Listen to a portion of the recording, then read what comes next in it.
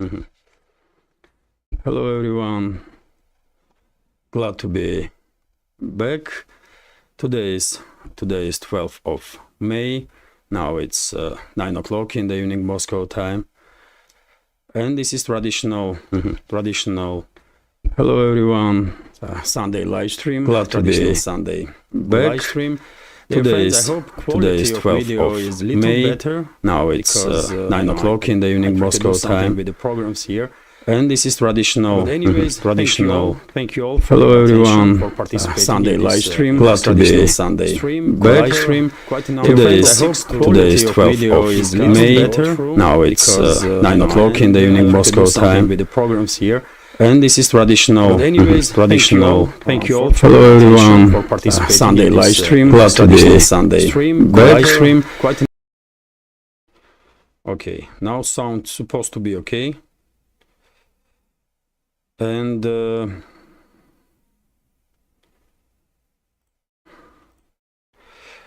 well, let's start. Once again, thank you all, dear friends, for your attention and for participating in live stream. And many thanks to all the members of our community who will join later on. Format of the live stream is, new one, relatively new, in Telegram report style. In a style that I was conducting live streams on my Rumble channel, and today I received a question from the member of our community, John Dickinson, veteran of our community. He asked me about a situation with the Rumble in Russia. And if I may, I will start answering to the questions that I received through Boosty, PayPal, and the Patreon. And when it comes to Rumble, by the way, I will check right now, and you can see online that's what is going on. When you are trying to open Rumble, it did not opens. Most likely, it's blocked. It's blocked in Russia. I tried to research on this topic, but on internet I did not find the information when a decision was made to block Rumble. But recently, if you remember, I reported that CEO of the Rumble made a statement that Rumble is blocked in Russia because of some issues. And I guess this is correct. This is correct information. Therefore, I forced to use a VPN to upload videos on Rumble, and that's why videos are available on Rumble. My updates, daily updates, significantly later than on YouTube.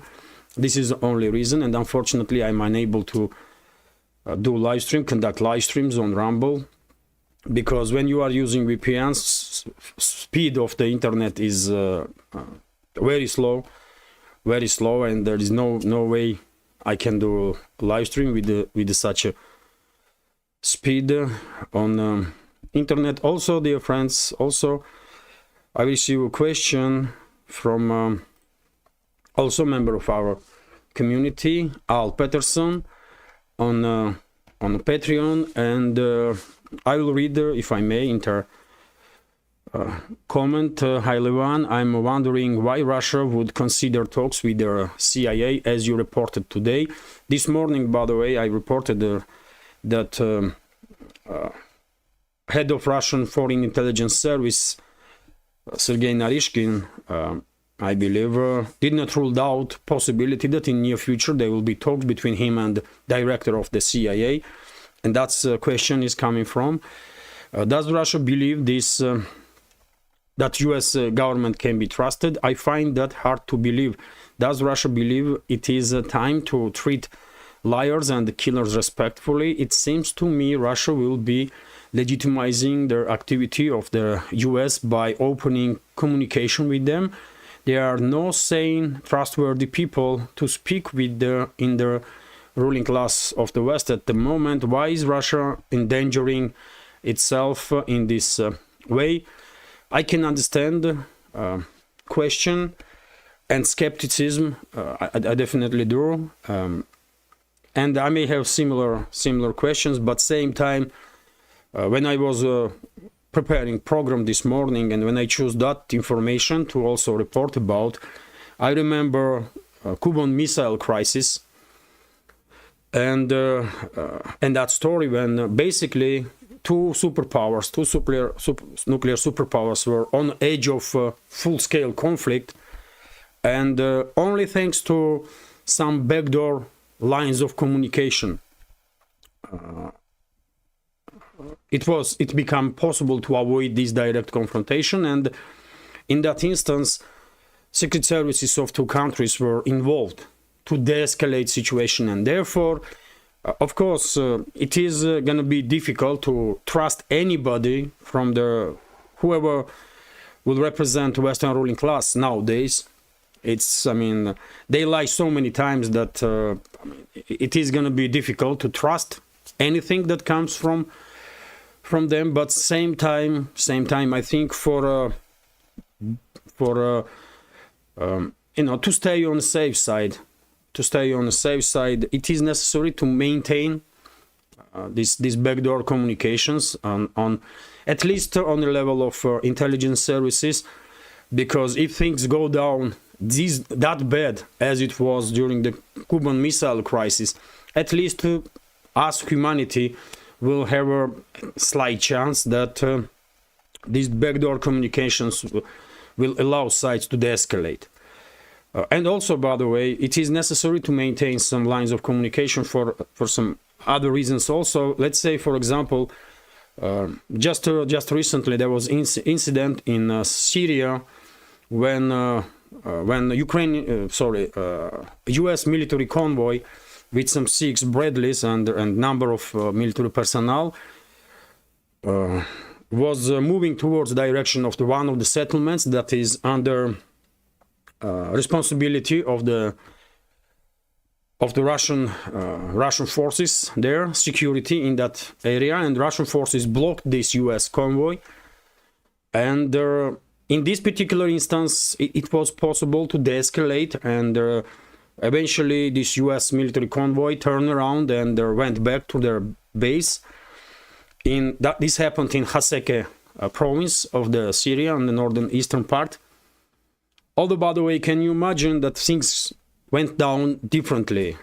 Some of their soldiers on one of the sides, I mean, was too quick on the trigger, and in that case, shootout may take place. There might be some casualties, and without means of communication, backdoor means of communication, even that incident could eventually trigger much more serious escalation between the two, once again, nuclear superpowers.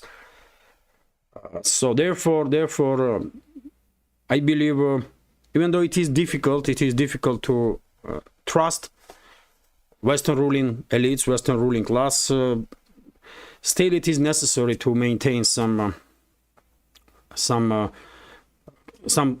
lines of communication to, in the hope that they will be sane people on other side of this line if things go down too badly in any of the conflicting theaters that we are seeing right now on the political map. It's a Syria where Russian and US forces may end up in a difficult situation. It's a Ukraine, obviously. And there are many other areas also. For example, in Niger, by the way, many of you, of course, are informed that right now Russian and the US military personnel are located on one base, 101 air base of Niger. So I still believe that it is necessary to have a means of communication. I hope I explained my understanding of their situation, although I can perfectly well understand their skepticism that a member of our community, Al Peterson, expressed in the questions. So that's when it comes to questions, by the way. I did not receive questions through Boosty or through donation alerts. And I remind you, if I may, that during the live stream, I will constantly monitor Boosty and the donation alerts platforms. Links are on this video in description box, and if I see questions, of course I will try my best to give you informative answer to those questions. Right now, no questions for today. And well, that's been said, let's continue now. Let's continue with the programming.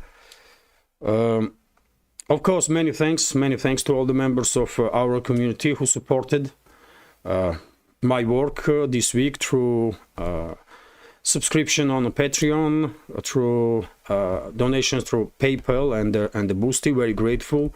Thank you all, dear friends. Without you, this channels of mine, this small media project of mine would not exist for a long time now. And well, if I may, I will go through some Telegram reportings that I had today, and simultaneously I will monitor chat, and I will try to answer 2 questions that I see. So as always, I start my working day with greetings to our community, to members of our community. Then I share this video, by the way. This is attempt of Kiev regime forces to conduct this local-scale counteroffensive to slow down Russian advances in the northern part of Kharkiv region. In this particular case, several M113 armored personnel carriers and Leopard 2 tanks were involved in this local-scale counteroffensive. Eventually, these armored personnel carriers were destroyed, and also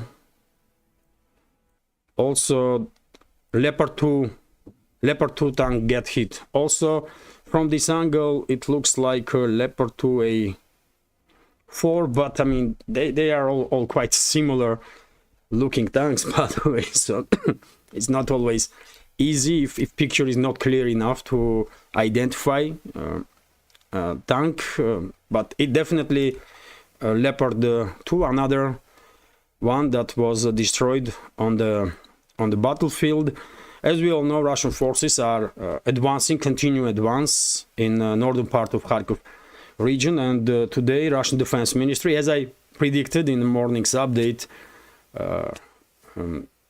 informed public that another four settlements were liberated in Kharkiv direction during this local scale offensive operations to create a buffer zone on Ukrainian side of the border.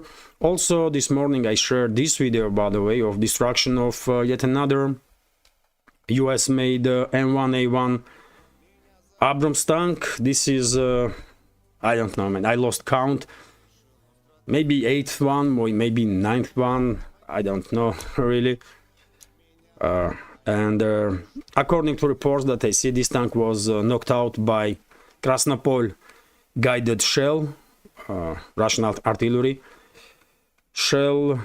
Also, by the way, I shared this quite nice video from Slaviangrad. This was posted on Slaviangrad channel, and well, that's what I will make sound little more. And this is 9th of May, by the way, I believe, or one of those days when the Russian militaries were in the central part of Moscow because of the parade. And yes, this is 9th of May, I believe, and this video needs no explanation, just you will understand straight away. So entire group of cadets are moving forward. This is just look.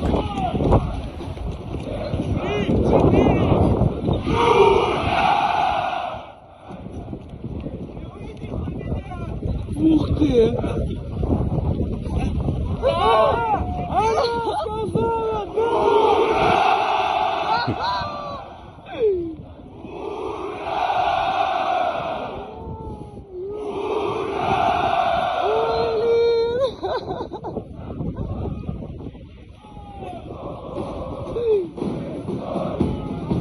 Nice. Nice. So this was a marriage proposal from Makarov Pacific Higher Naval School cadet during the preparation to the victory parade, and well, Yulia accepted the offer. So yes, nice video. Sometimes when I see this kind of nice videos, I definitely try to share those videos, because unfortunately majority of the news are quite negative. And for example, this news that I spoke about during the today's morning's update, that well, Ukrainian regime, Kyiv regime, is preparing society for basically full-scale mobilization, which will already is underway, but it will escalate from 18th of May, when new law about mobilization will go in force. And well, then I shared link to my first update from YouTube.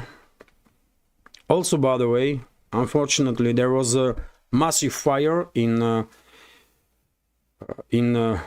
Warsaw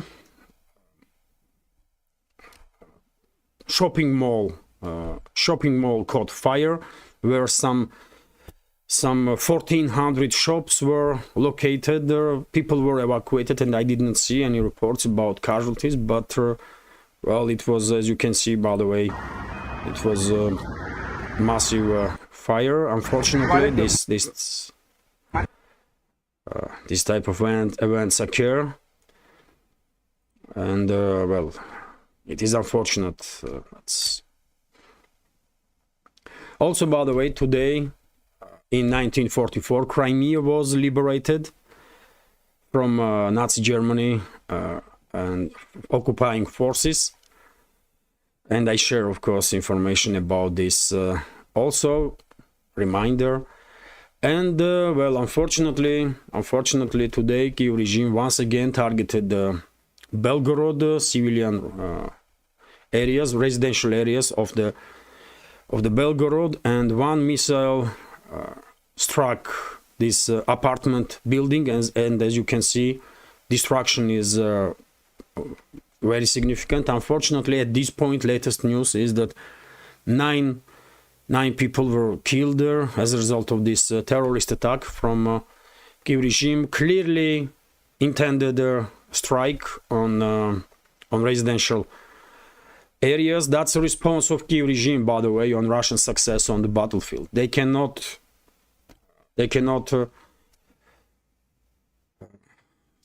tackle or Russian militaries. They cannot deal with the Russian militaries, and they are targeting civilians. That's what they do. This is a face of the Kyiv regime, Zelensky. And according to some reports that I see, this was a .U missile that hit this residential apartment. This is the moment when missile strike that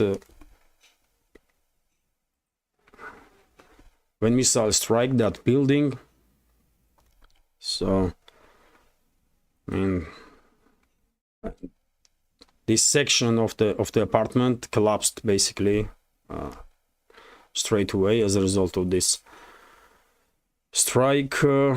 Also, by the way, Russian Defense Ministry and dear friends, just before I started streaming, there was reports about yet another strikes on Belgorod with long-range artillery and multi-launch rocket systems by Kyiv regime. I shared videos about that also, and some photos on a Telegram.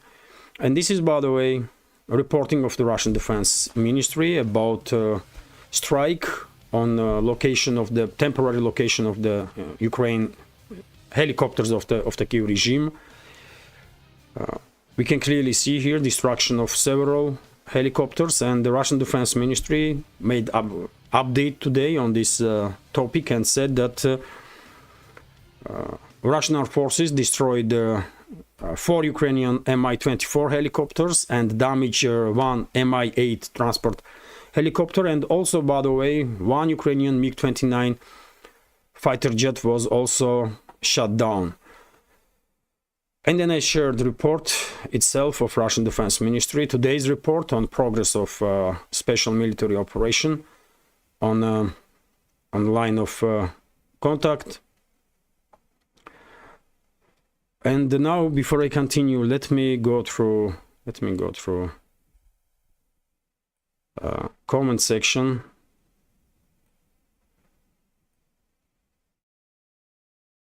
I will check Boosty, I will check donation alerts. If no questions there, I will go through chat. Just seconds, dear friends. And so no questions here. And well, let's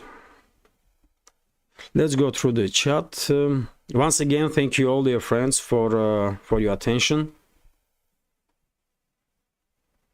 And if you can, please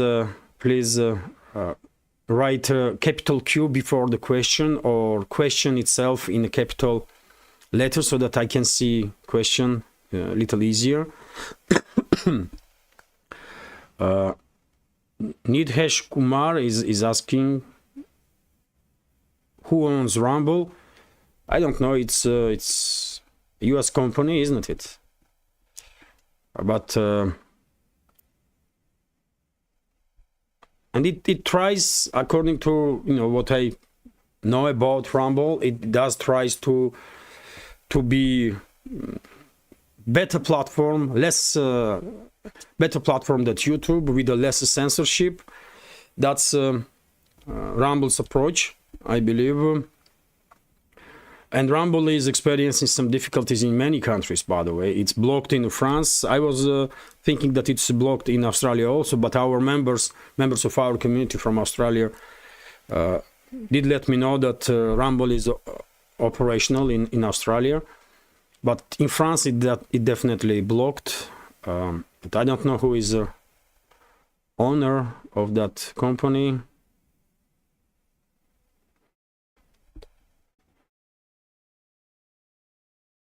Michael Kennedy is commenting, Rumble is too slow for live chat. Yes, I mean, Rumble is in process of development. I think Rumble has a good future, but they have to navigate in this very difficult field, by the way, to survive. And I mean, more platforms there is, by the way, better. More platforms there available for creators and for public in general, better, because at least there will be some sort of competition, because right now YouTube is a monopoly and they do whatever they want, really.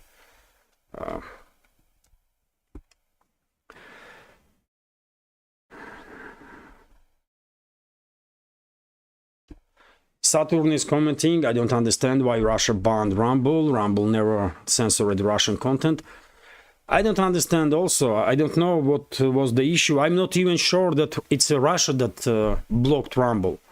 That's the deal here, because I try to find the information about Rumble, why it's not opening, what is the reason, what is the issue between the sites. I don't know. I just don't know. Maybe I whatever I will say, it will be speculation, because I just don't have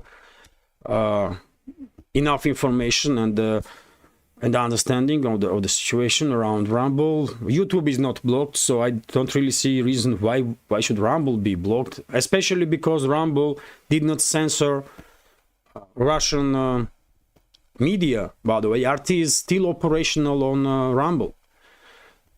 My channel was operational. I'm still uploading videos on Rumble, and I don't think Rumble's algorithm is suppressing my channel as YouTube's algorithm does, for example. So I also don't understand. And in any case, I was always clear on the topic of blocking platforms. I was against it anyways, whatever platform we are talking about, because I believe it's better to compete and be on a higher level than ban platform. It's always better to compete, and when you are on the right side of history and when truth is on your side, it's easier. It's just easier to compete. It does takes patience. It does takes nerves and the time and resources, undoubtedly, but yet again, it's just in my personal opinion, right way to go forward.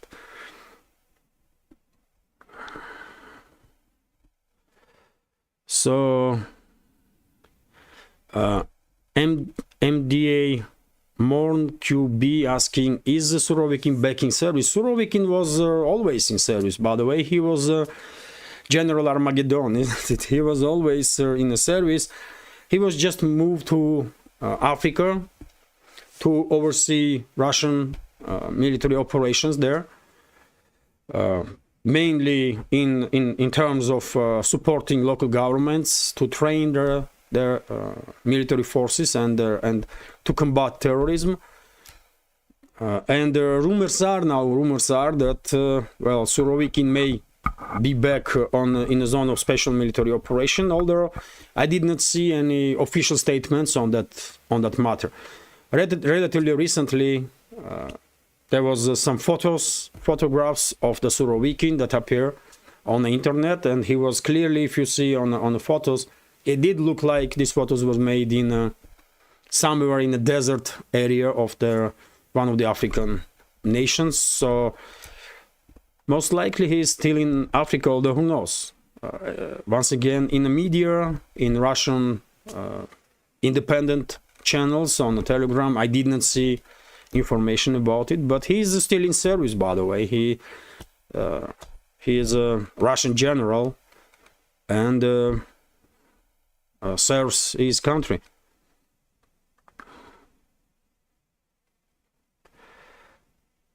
Once again, hello everyone, and thank you for your attention. Nidesh Kumar is asking, you think this sorry, real question. I found it.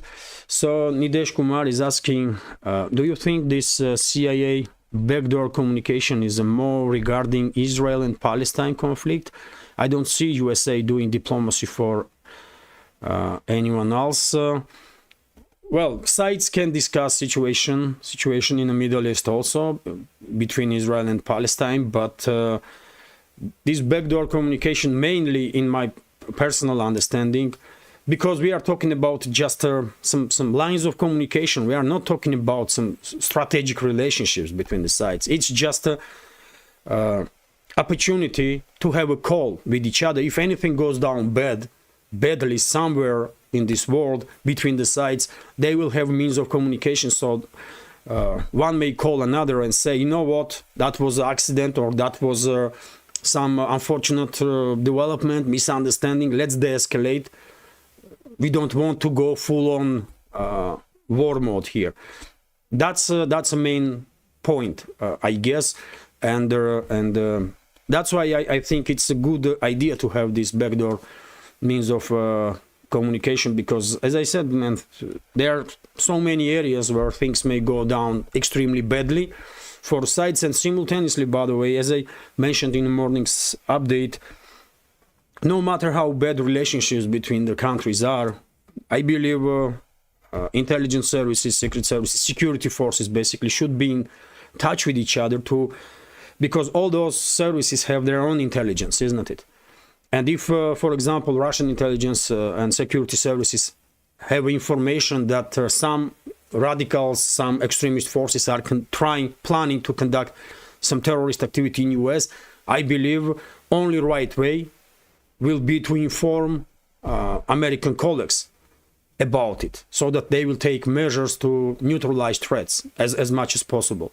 And I want to believe that US Secret Services will do the same if they will have information about some radicals that are planning some destructive terrorist attacks on Russian soil, for example. Although I can understand that many members of our community may say that, well, US Secret Services knew about attacks on the Caucasus City Hall, but they did not share information with the Russian side. And, well, yes, it is most likely the case. And that's unfortunate, by the way. This is wrong. This is, if it's true, if US Secret Services really knew what was the plan, what Kiev regime secret services were planning, and they did not share precise information with the Russian side to prevent that terrorist attack.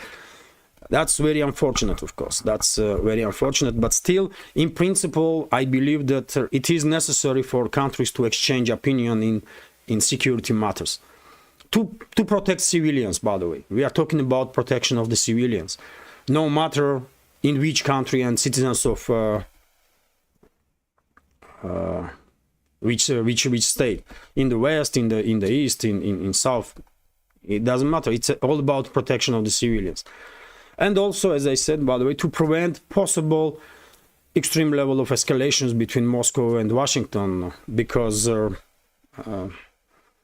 mean, we are living in very difficult times, and just recently, if you remember, President of Belarus, Lukashenko, stated, isn't it, that world has never been this close to the nuclear catastrophe.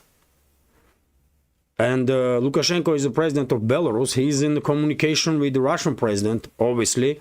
He has classified information that we don't have and will never have. And when president of Belarus is saying that we have never been this close, we as a humanity, we've never been this close to the nuclear catastrophe, that definitely is a very disturbing stuff, very disturbing statement, because you know, we remember how close world was to its end during the Cuban Missile Crisis, and we clearly don't want to see anything like that again. But I mean, recently we all remember, isn't it? Ambassador of the UK was summoned to Russian Foreign Ministry. Ambassador of France was summoned to Russian Foreign Ministry. They received most likely some very strong warnings. Simultaneously, information became available that in Russia, in Russian southern military districts, military exercises will take place in terms of operating with their non-strategic nuclear weapons, which is very serious, obviously. It's tactical nuclear weapons, basically. And same time, in Belarus, there was announcement of the exercises in nuclear carriers that Belarus has, missile forces and air forces. And when simultaneously, exactly this time, President of Belarus is making statement that you know, we have never been this close to the nuclear disaster as a humanity, it is scary, isn't it? It is scary, and if things really go down extremely bad, then it may save all of humanity if there will be backdoor means of communication between Moscow and Washington, Moscow and Brussels, Moscow and London, or Paris or Berlin, and other capitals in the West, by the way, that are in this proxy war, involved in this proxy war against Russia. I hope I did answer to the question. You may disagree with my understanding situation. That's also perfectly understandable. But at least that's how I see the situation. So let me also check, by the way, because during the previous live stream, by the way, when I end live stream, that's I checked again Boosty and donation alerts, and there was donations. There was no question, but there was donations, and I regret that I didn't check it like before I end the live stream, so that I will acknowledge support of the members of our community during the live stream. But anyways, let's go through some questions, and I will then continue with the Telegram reports.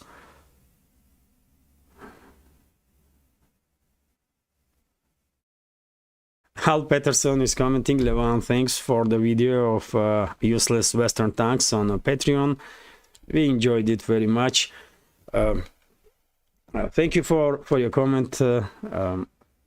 Well, I would prefer never to see these videos, by the way. I would prefer never to see this proxy war that Western ruling class is waging against Russia, and this tragedy that's happening between the two people, between the one people, because Ukrainians, by the way, they are part of Russian world, and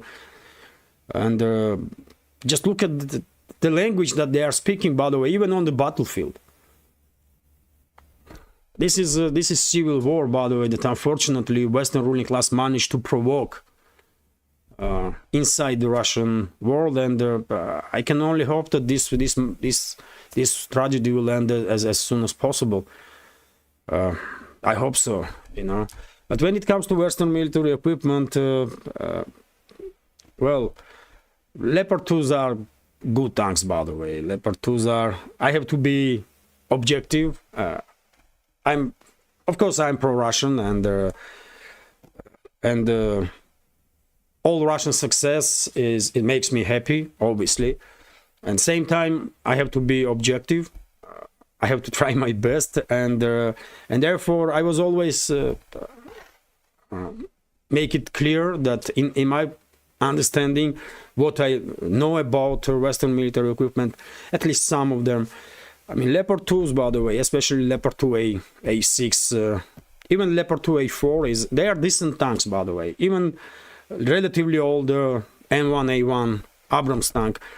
In the hands of professional crews, those tanks can do some very serious stuff. But once again, these weapon systems have been created for a certain type of warfare. But what we see in Ukraine, this is definitely not the warfare that those tanks were created for. I mean, it's nonsensical to send, for example, what we see in today's videos that I shared, when few armored personal carriers and tanks are moving in open field, in open terrain, in an area that they have no air cover, they have no air superiority. Of course, those weapons, those vehicles gonna get destroyed, smashed, obviously. And it does make no sense what type of vehicles Kiev regime was moving in that particular case. It was M113, Leopard 2, Abrams, Challenger 2, or whatever, by the way. They will get destroyed anyways. Because certain weapon systems are created for certain environment in a battle. And Kiev regime is just Russian forces basically forcing Kiev regime to use its weapon systems in conditions that those weapon systems have not been created for.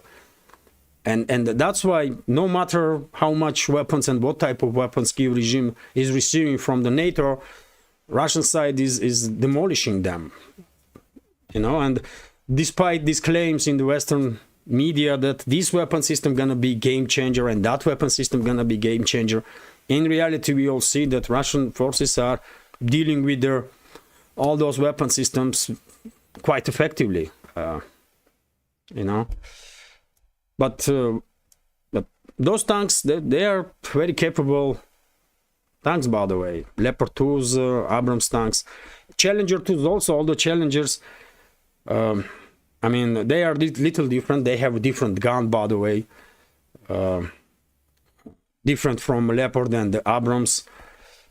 It's a smooth bored gun, and therefore shells are specific for that type of gun. Also, it's just over-engineered equipment. It was always for whatever reason, Western engineers went to this direction of over-engineering stuff, making it extremely complicated. And I can understand. I can somewhat understand why, because that over-engineered equipment will constantly need maintenance, and on maintenance, military-industrial complex will make additional hundreds of millions and billions. It's not just selling those weapons, but on maintenance they are making also a huge amount of money, maybe even more than during the selling of those weapons. But on the battlefield, these over-engineered equipments are not really performing any better than that Soviet era or tanks or modern Russian tanks that are engineered in a very different way. Russia builds equipment for warfare. And Russian weapons usually are SS simple in use, in operation as possible. Of course, it's still very complicated equipment, but when you are making it as simple as possible for crew to use it and to maintain tank, for example, in the battlefield, it's better, because in that case your weapons are much more capable on the battlefield.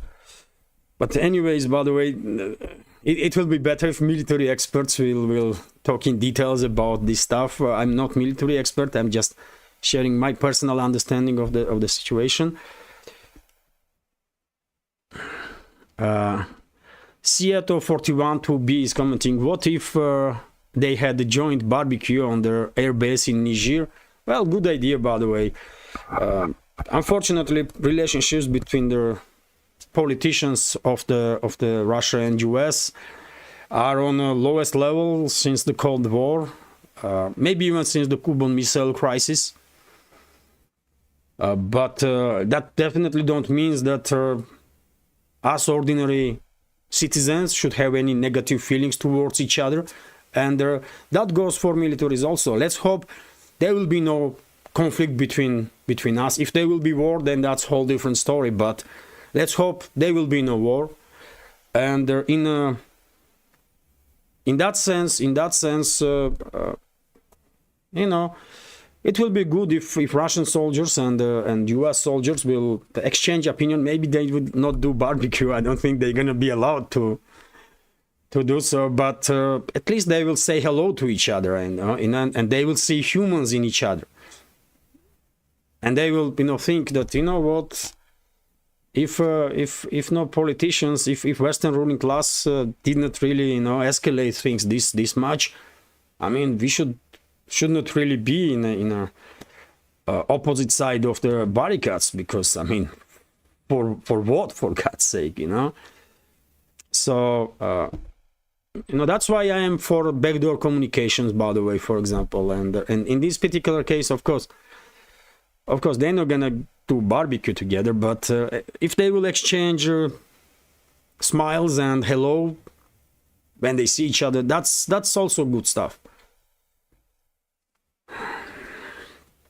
And dear friends, let's go through some Patreon reportings, and then I share this information that units of the Russian group of troops north liberated 4 more settlements in the Kharkiv region: Katishe, Krasnaye, Morokhovets, and Aleinikovo. This was reported by Russian Defense Ministry. So yesterday, Defense Ministry reported about liberation of the 5 villages. Today, Defense Ministry reported about liberation of 4 additional villages. Although, by the way, once again, I mean, Russian Defense Ministry is quite conservative institution, always, and therefore, most likely Russian forces already established control, maybe over the twice more settlements, and Russian Defense Ministry will just tomorrow and day after will report about it. It is definitely a possibility. And then I share this video, by the way. Just look at this ultra low altitude flight of the Russian Ka-52 attack helicopter. I don't know, it's like 2-3 meters from the ground.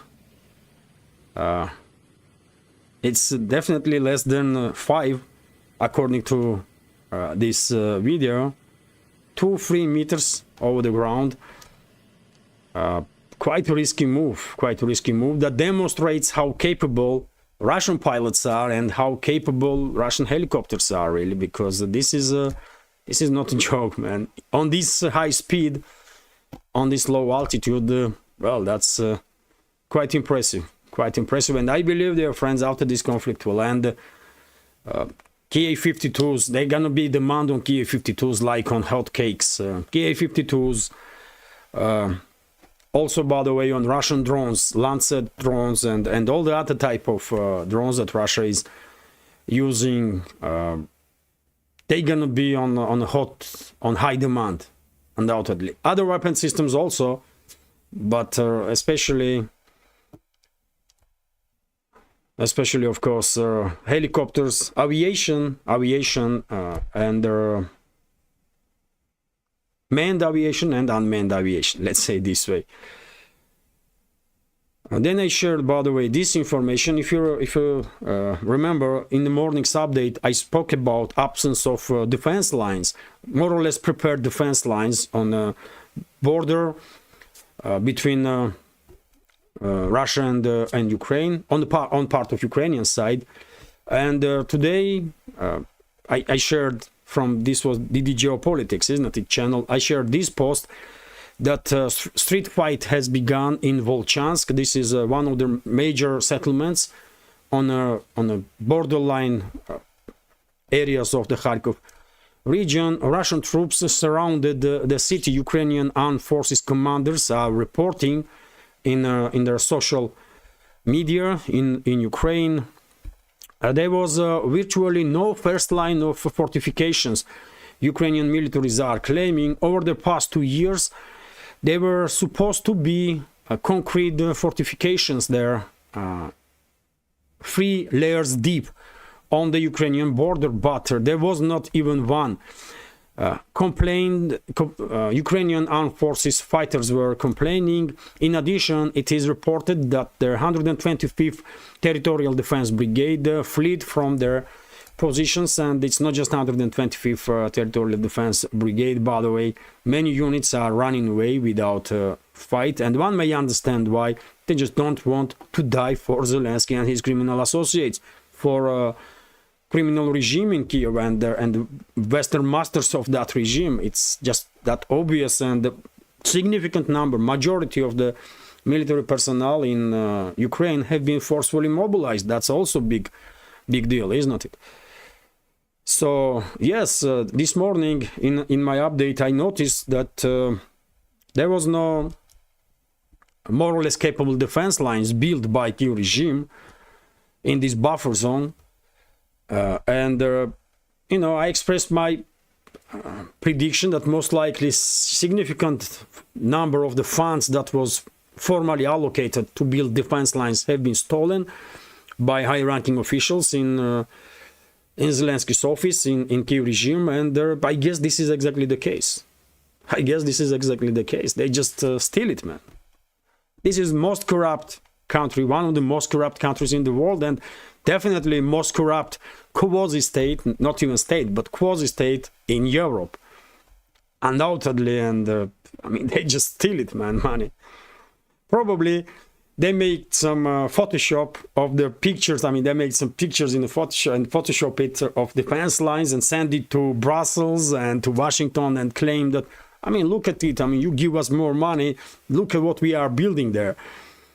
Strong defense lines. And in reality, money is gone and there is no significant defense lines, which is good news for Russia, by the way, because if Kiev regime had some more or less capable defense lines, of course, Russian advance in this local scale offensive to create this buffer zone would be significantly slower than it is now. Of course, Russian forces will still manage to establish buffer zone. I have no doubts about it, but process would be much slower in that case. And this is, by the way, videos of aftermath of today's terrorist attack of Kiev regime on Belgorod, when this high-rise apartment building was collapsed. And unfortunately, latest information that I see is that 9 people were killed as a result of this terrorist attack. 29 people were injured, 12 of them were hospitalized. And these numbers may change, of course, as rubble will be, removed from the area. Then this report, by the way, here, that first F-16 fight, yet another claim when F-16s can arrive into Ukraine. This time from the Standard media outlets. So the first F-16 fighter jets could arrive in Ukraine within a few weeks. That's the latest prediction. Just yesterday or day before, there was another article that was claiming that F-16s will arrive in Ukraine in June or July. Now there's information that in next few weeks, although it is noticed here that it may be in June or July also. So speculation continues, by the way, on F-16s. If F-16s will do much or change much or outcome of this conflict, of course they would not. Once again, I'm not gonna mock F-16s. They are still, by the way, one of the, best examples of the fourth generation fighter jets, fighter bombers. Very capable planes in hands of experienced pilot. But once again, one thing is to operate with F-16s against forces that have no air defense system or have no fighter jets on its own or air superiority, and other thing is to fight on F-16s against Russia when Russia has best air defense systems in the world, most capable air defense systems in this world, best fighter jets in this world. I will argue that Russian fighter jets are best, by the way. Of course, our friends from our community from Western states may argue with me, and that's perfectly fine. Some may say that F-22 is a top fighter jet in this world, and it's difficult to argue with that argument. F-22's 5th gen fighter jet of US is definitely, top aircraft. But I want to believe that Russian Su-57 is much better, especially in terms of dogfight, close range combat. In long range, F-22 may have some superiority because right now Russian Su-57s not yet have this second stage engines for that are undergoing testing right now, and in terms of stealth, low visibility, probably F-22s are more capable than Su-57s, and therefore on beyond visual range in BVR, air-to-air fight, F-22s may have a upper hand. Unfortunately, I have to say maybe, but in a close combat, by the way, I don't think F-22 has even slight chance. In a real dogfight, Russian 5th gen fighter jet will leave no chances for F-22s. But in any case, both planes are, top dogs, by the way, that's for sure. Russia also have Su-35 fighter jet, best 4th generation fighter jet there. Only competition they can be with Russian Su-75 from latest generation of the F-15, maybe, because F-15s also are very capable planes. But when it comes to F-16s, by the way, this is yes, it's a good 4th generation fighter jet, but against Russia, what they gonna do, man? Really? Ukraine was operating with very capable MiG-29s and Su-27s, isn't it? And they still have some number of those planes, very capable planes also. And what Kyiv regime managed to achieve with those planes? Vast majority of Ukrainian MiG-29s and Su-27s were shut down by Russian air defense systems from very long range. There was reports that MiG-31s, by the way, score longest shutdown, longest interception in history. There were some reports about that. After special military operation, some information most likely will be declassified, and we will learn some more about it. But there was reports that MiG-31s intercepted from 150 to 200 kilometers away some Ukrainian fighter jets, if not more, by the way. MiG-31s are extremely capable interceptors, and they have hypersonic missiles, by the way. I believe only interceptors in the world that that have hypersonic missiles are Russian fighter jets, including MiG-31s. And yes, I mean, if MiG-29s and Su-27s that Kyiv regime didn't manage to do much, what F-16 is gonna do, man? They are very capable planes, but well, Russian air defense systems will take care of them, and Russian fighter pilots. On Su-30s, by the way, also extremely capable 4th gen fighter Su-35s, and of course Su-57, by the way, and MiG-31, and just you name it, man. So India hopes for a resolution of the remaining issues with China. This was stated by legendary foreign minister of India, Jai Shankar, and well, it's good, by the way, to see that New Delhi and Beijing are, despite some difficulties in relationships, are intent to resolve issues diplomatically, which is only way forward. And I hope both sides will find their strength to compromise on certain areas of their difficulties, that they have difficulties, and eventually all the issues will be resolved, because it's extremely important for this world, not just for China and India, but also for entire world. After all, both countries are BRICS member states. Both countries are strategic partners for Russia, and both countries play a crucial role in this world.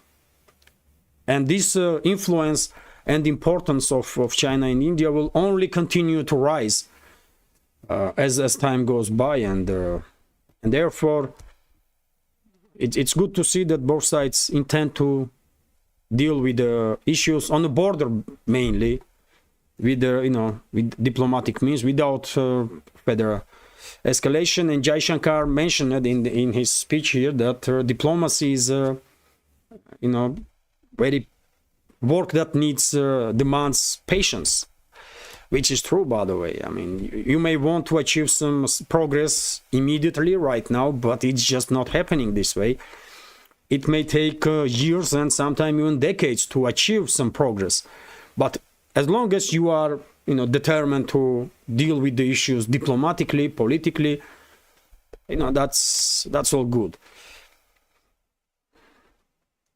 And well, then I shared, by the way, this video, a rare occasion when Hamas is using copters, drones to drop munition on Israeli military personnel. In this particular case, this copter dropped munition on Israeli Namer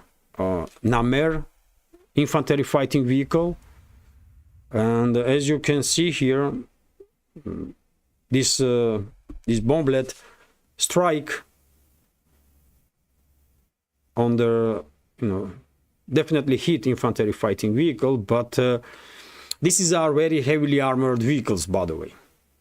Israel has extremely heavily armored tanks and infantry fighting vehicles, and therefore in this particular video I think in this Israeli infantry fighting vehicle may receive some damage, but not most likely was not destroyed, not out of order. But the video itself is interesting, that for whatever reason this group of Israeli forces have no cover with radio electronic warfare, and therefore Hamas fighters managed to operate with a drone over this armored group of IDF. Then, by the way, I shared this video that Omsk defense plant has produced a new batch of their Solntsepiok heavy flamethrower systems. Devastating weapon, by the way, of course. Many of you are familiar with capabilities of the Solntsepiok. We all see in videos when these beasts are operating. It's it's a scary stuff. It's scary stuff. And as many as 40 units of these combat vehicles will soon be working at the front. So at least 40 units have been delivered to Russian armed forces. Significant number, undoubtedly significant number. And also information that in Chisovyar area, Russian army is expanding their bridgehead along the channel, this irrigation channel. And well, according to reports from number of sources, from number of channels, in the previous 24 hours, Russian forces not just expand area of control over there on the flanks of this canal district in Chisovyar, but also began advancing in city vicinity, also in canal district. And Dachi areas are primarily target for now on the northern part of canal district, and some sources are suggesting that even inside the residential area of this canal district, fights are taking place. And also, by the way, quite interesting news that Germany's conscription plans have been revealed according to media, and well, German Defense Ministry has prepared several conscription reform proposals to tackle the chronic personnel shortage in the armed forces. The Welt newspaper reported this week Minister Boris Pistorius, Defense Minister of Germany, Boris Pistorius, is expected to choose one of those proposals or plans and officially will present it in early June. The paper said so. Well, if you remember, dear friends, some 3-4 months ago, if not longer than that, I was saying that most likely Western ruling class will push narrative through its propaganda means at some point that conscription need to be back in a number of states in the West, in the collective West, and at some point many members of our community probably was thinking that you know, I was this was too early call maybe, and I was wrong, but right now, by the way, it is clear that many countries, including major European economies and military powers, are considering conscription to be back in one form or another, and well, Germany has been one of them. I know in UK there are constantly talks about possible conscription because UK is also experiencing significant shortages of their manpower, and I guess France is also experiencing some issues with conscription. Even US does, by the way. Even US does experiencing significant shortages. They cannot reach numbers that are required for army, for navy, for air force. So it's a big issue. So who knows? Maybe at one day we will see even in US conscription back. I don't know. But this is, I mean, and I also shared, as I mentioned earlier during the live stream this evening, by the way, Belgorod was shelled once again by Kiev regime, and as you can see, residential areas, by the way, that's what they do. They are targeting residential areas. On the north of on the northern part of Kharkiv, Russian armed forces conducting this local scale offensive operations to create this buffer zone, and this very time Kiev regime is using its weapons, long-range weapon systems, to do what? To target civilians in Belgorod and Belgorod region. If this is not the face of the Zelensky and his criminal associates and their Western masters, then I don't know what this is. Pure war crime and the true face of the Kiev regime. Also, by the way, CBS News reported that Washington is doing everything possible to speed up military supplies to Ukraine, including to create a threat to Crimea, and is confident that Ukraine is able to hold the front in the east. This was stated by US Secretary of State Blinken. So this delusional warmongering, bloodthirsty criminal is still threatening Russia, by the way, still threatening Russia and spreading this false narrative in the West that Kiev regime is able to do anything. I don't know. Unfortunately, vast majority of the society in US, in Western collective West, are under influence of propaganda, and they probably believe when they see this kind of crap. But you know, of course, NATO member states, US, UK, France, they can send more long-range weapon systems to Kiev regime. Formally to Kiev regime, in reality, we all know that those long-range weapon systems have been operated by military personnel of the US, France, and England, for example, disguised as mercenaries. But, well, they received a dire warning from Moscow just recently, isn't it? That if, for example, in terms of UK, there was clearly said that if UK's weapon systems will be used to strike deep inside Russian territory, then Moscow will retaliate against the UK's assets, not just in Ukraine, but also outside of Ukraine also. And that's, I mean, you cannot be more precise than that when you are giving warning, isn't it? And same goes for all other NATO member states. So Blinken should be very careful, you know, what he's hoping for. If he is even capable of analytical or complex thinking. I don't know. And yes, this is it when it comes to my reporting on the Patreon today. Now I will go through some questions. This update is already longer than an hour, by the way. So, and we discussed quite a number of topics, isn't it? And let me check now. First of all, I mean, Boosty, maybe there is some questions. No questions on Boosty, and no, nothing on donation alerts also. So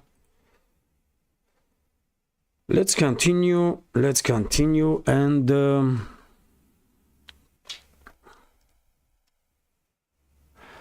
Chief Casey Rybak is asking, what is your opinion about the latest aid package for Ukraine from the United Kingdom? Well, as I just mentioned, dear friends, Moscow was quite clear that if UK's weapon systems will be used to strike deep inside Russian territory, Moscow will retaliate against UK's assets, not just in Ukraine but outside of Ukraine also. So that's significant. And when it comes to this aid package, from what I see from numbers, I mean, there was maybe UK will send some additional number of Storm Shadow missiles, but mainly it's shells, artillery shells, I believe, some munition for rifles, and also some Husky armored carriers. In my video, by the way, from Moscow, where this trophy equipment is on exposition, I showed the Husky also. And well, what can I say? I guess more Huskies and more other type of UK's British weapon systems will end up in Russian hands, because no matter how many weapon systems Kiev regime gonna receive from NATO member states, from UK or Germany or else, they're not gonna turn the tide, and then, I mean, outcome of this conflict is already quite obvious in my personal opinion. Western ruling class started this proxy war against Russia and lost it. It's only a matter of time when we will see formalization of that. That's it. Questions.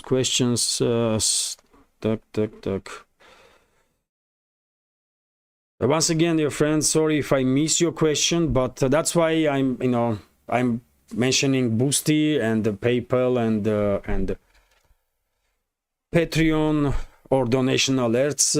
if you are sending questions through those platforms, you are supporting my channel with donation, and at the same time I will not miss your question. Also, Chief Casey Rybak is asking, is Kharkiv completely without electricity? No, there are electricity in Kharkiv.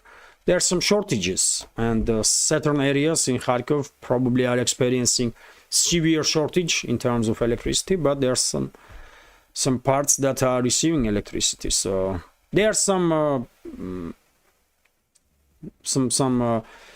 episodes when city is without electricity for some time, but I would not say, according to information that I have, there is no constant blackout in Kharkiv. It is an issue, but it's not a constant blackout.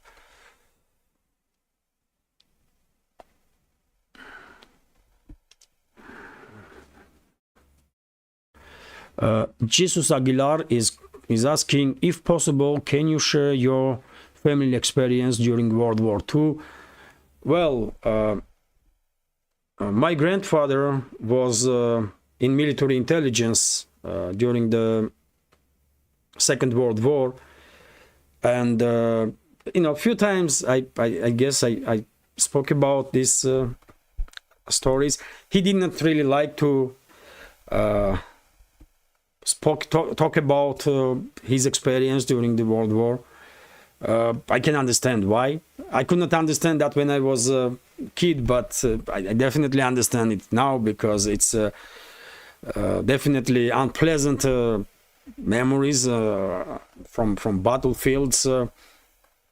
It's stressful, obviously, but there were several instances when he shared his some episodes, and well, he fought entire war, by the way, and then he stayed in army, and he retired from army, and well, yes, he was in military intelligence. He was saying, by the way, that for example, just recently this week we celebrate Victory Day, isn't it? And he was saying that after Germany capitulated, his unit was still hunting down some German units that did not lay down arms and surrender all around Central and Eastern Europe. And there were quite a number of German units that continue fight for years, by the way, for several years at least.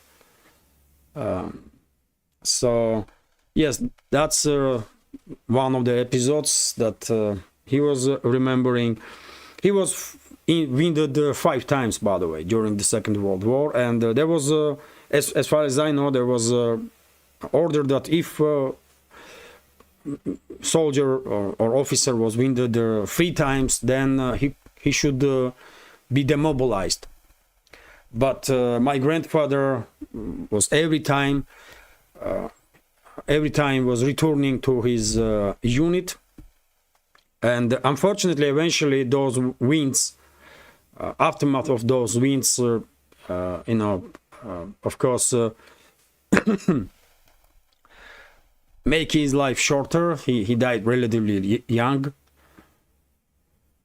And yes, he was 5 times wounded during the war. In Poland, there was one instance when he was remembering that it was in Poland or in Czechoslovakia.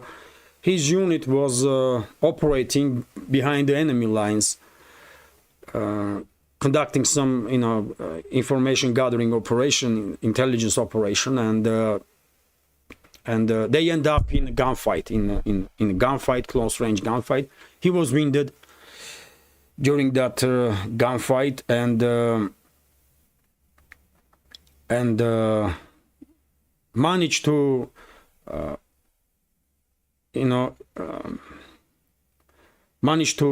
reach some trenches, and well, basically he was thinking that that's it.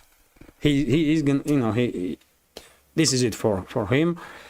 And but while he was cautious, there was instances, by the way, that several German soldiers jump in the same trench, and well, it did not end well for them. So, and then he passed out, but because of this gunfight that he had as already winded, when he was already winded in that trenches, on the gunfight, his comrades find him on the sound of the weapons, because Russian weapons had their specific sound, German weapons had specific sound, and he was found by his comrades and rescued. So that's also memory that you know, I'm keeping from my grandfather. And he go back to the front line, by the way. Anyways, so and you know, and he stays in army all his life after war. So that's some few episodes of story of my grandfather. And here, by the way, in post-Soviet area, you know, almost all families have their stories of the World War II, Great Patriotic War, as we say. Rosomak is commenting that I heard it was Su-27 against Su-35. Well, I was also surprised, by the way, when I see that MiG-29 was shut down, and maybe I was thinking maybe this is another plane that was shut down, because I mean, I was a little confused also, because there was reportings that Russian Su-35 in air-to-air combat destroyed the Ukrainian Su-27. That's information that we had, and today Defense Ministry reported about destruction of MiG-29. So maybe it was a MiG-29, or maybe MiG-29 also was destroyed. It is possible. I mean, both ways. But it was definitely Su-27, by the way, because several channels even reported about pilot of that Ukrainian pilot that was killed as a result of interception of the Su-27. So maybe Russian Air Force shut down also MiG-29. It is obviously possibility.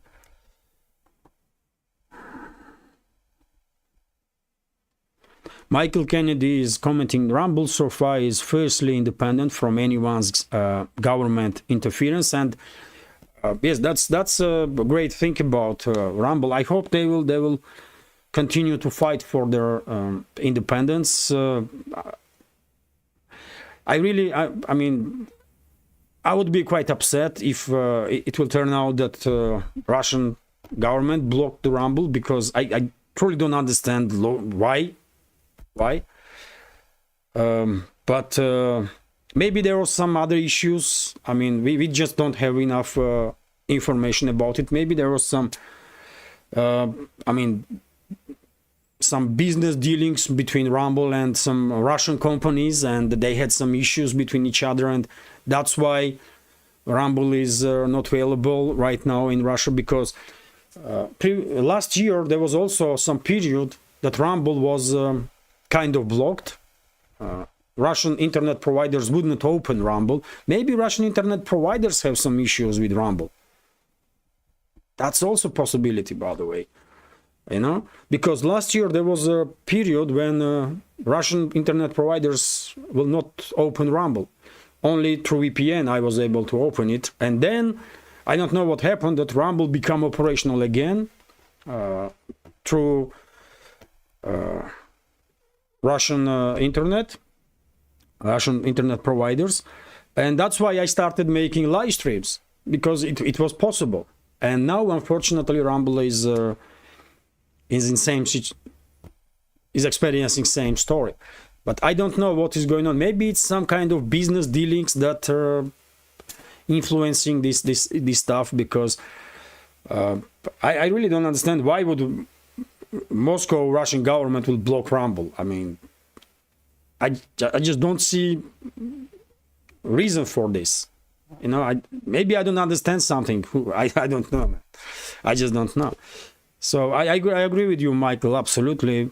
If Rumble will keep its independence, that's going to be, I mean, a great, of course. And as more platforms we will have as a community on internet to exchange opinions, better for us.